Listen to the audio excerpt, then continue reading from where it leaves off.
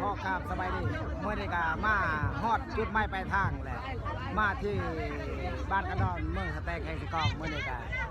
สัญลักษณ์ของประเพณีบ้านเขาเจ้าเมื่อนี้มาถึง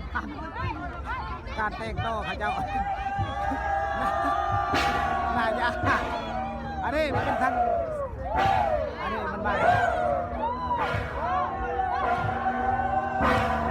แต่ว่าก่อนเดินไปเบิ่งศิลปะวัฒนธรรมของเขาเจ้าเห็นว่าบ้านเมืองเขาเจ้าเป็นก้อน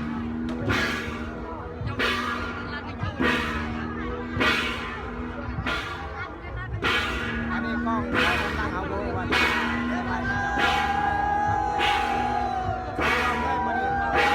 ภาพบรรยากาศนี่มันเป็นกวนเจ้าจะได้บ้าโมกสุภาพพี่น้องไปเบิ่งว่าการตีกวนเขาเจ้าเป็นอย่างแต่ตอนนี้ไปแต่ละขั้นตอน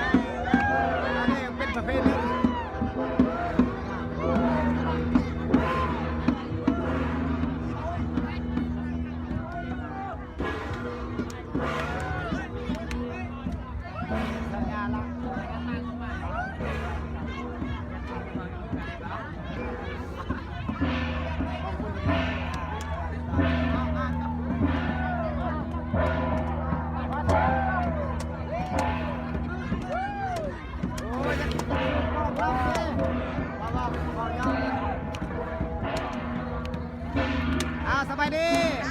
สบายดีโอ้สาวงามโอ้สาวบ้านไหนกันดอนโอ้น่ารักน่าฮักแท้สาวบ้านกันดอนเอาจะได้ไปพาไปน้องไปมันโอ้ยค่าตั้งกล้องเขาจะคืออ่อนพี่ใหญ่เลยเอาไปส่งภาพบรรยากาศสาวนุ่มเจ้าสไลด์พระเจ้า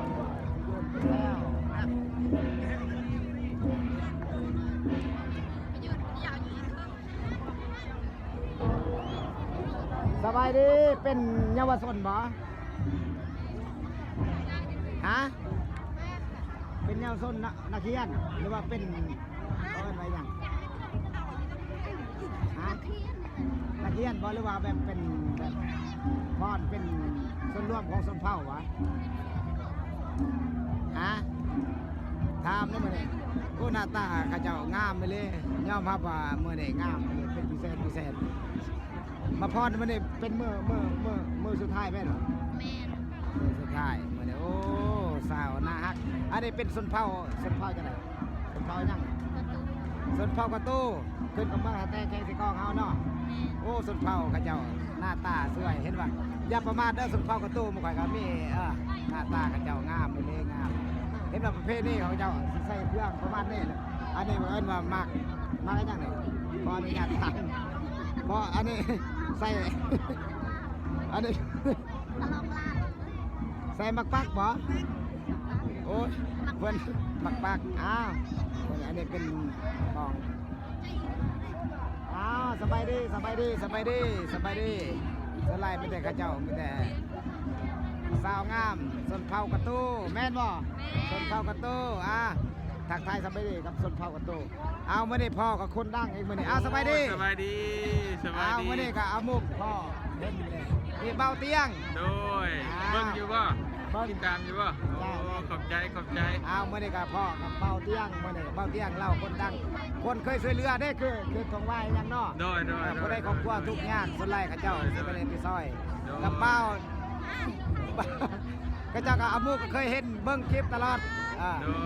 เพราะว่าซ่อม YouTube ซ่อม TikTok ซ่อม Facebook อามุกเคยเบิ้งเคย รับส้มอันนี้แหละตัวแท้เมื่อนี้อามูกับมาพ่ออันนี้มาพ่อกับเบาอานุ่งสบายดีเบานุ่งไม่ได้พ่อตัวจริงเด้อเบานุ่งพอได้จะติดตามก็สามารถติดตามทางเฟซหรือว่าทางทิกตอกหรือว่าทางยูทูบเฮาเนาะ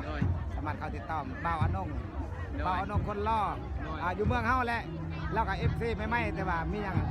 อยากให้อุดหนุนน้ำเด้อคนลาวเฮาจะสุปะทิมกันมีอย่างอุดหนุนกันเมื่อนี้ก็มีน้ำใจเฮาก็เอาเป็นซองเฮามาถ่ายทำให้พี่น้องที่ได้คนได้เห็นเป็นว่าสาวงามได้เห็นอ่ะสาวงามไปเลยตั้งงามไปเลยเนาะโอ้สาวบ้านกระดอนข่อยบ่แม่นจักยอกแต่สุดเฝ้ากระโตเฮาตั้งงามไปเลยเนี่ยงามแท้งามว่าไปเลยโอ้การแต่งโตก็เป็นสุดเฝ้ากับประเภทนี้เป็นประเภทเป็นเงียบมึง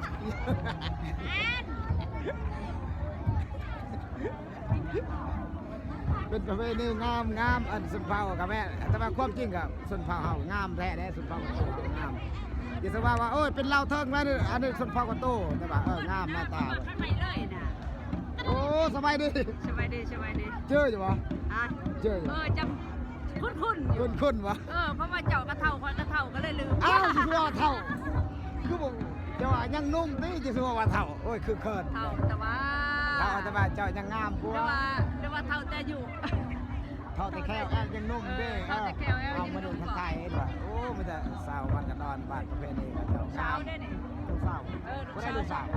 มันซองนี่แหละแต่ว่าลูกสาวจะสมังอ่ะโอ้ยมันนำแม่งามแต่ว่าคือแม่เป็นว่าตัวเองความจริงแล้วก็งามแต่ว่าลูกน้องสาวทั้งสองโอ้งามไปเลยนะฮะคือกันบ่จะได้เคยวะว่าท่านอยากได้เขายังเรียนอยู่โอ้กันจะได้เคยไปหามือกองเด้อมือกองยังวางอยู่เจ้าอย่าให้ฝนตกนะสำนักก่อนภาพบรรยากาศฝนตกดินมันเมื่อใช่ป่ะการม้วนเส้นระหว่างสุนเผากับเจ้ายังคือเขาเห็นป่ะประเพณีเขาเจ้ายังไม่ทันเลิกลาโอเคเห็นป่ะสาวงามเอาแค่พ้นไปน้ำเด้อเห็นป่ะ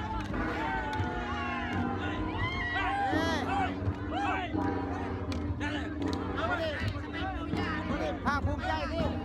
อากาศเย็นแม่เนาะถ้าบรรยากาศฝนตกเมื่อนี้อากาศเย็นแน่ก็ได้ภูมิใจเมื่อนี้ภาคภูมิใจและอากาศเย็นแน่เอ้าเมื่อนี้จะบ้างฝน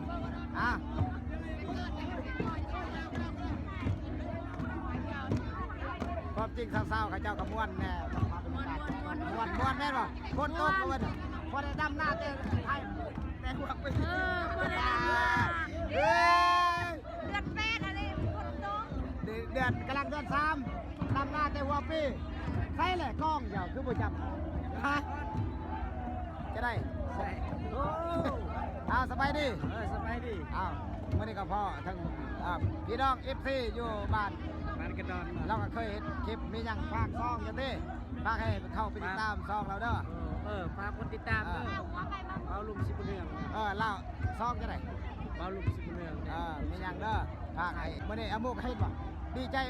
ดีใจในฝนตกยังมาถ่ายคลิปให้พี่น้องได้เห็น FC อามุกได้เบิ่งว่าเพราะว่าซองติ๊กต็อกซองเฟซซองยูทูบเมื่อนี้เต็มใจมาถ่ายพี่น้องที่ทางนี้มีแต่สาวงามนี่ค่ะสาวงามยอมรับว่าสาวส้นเผาประตูเฮางามไม่เลยงามแต่ละคนงามใช่ไหมก็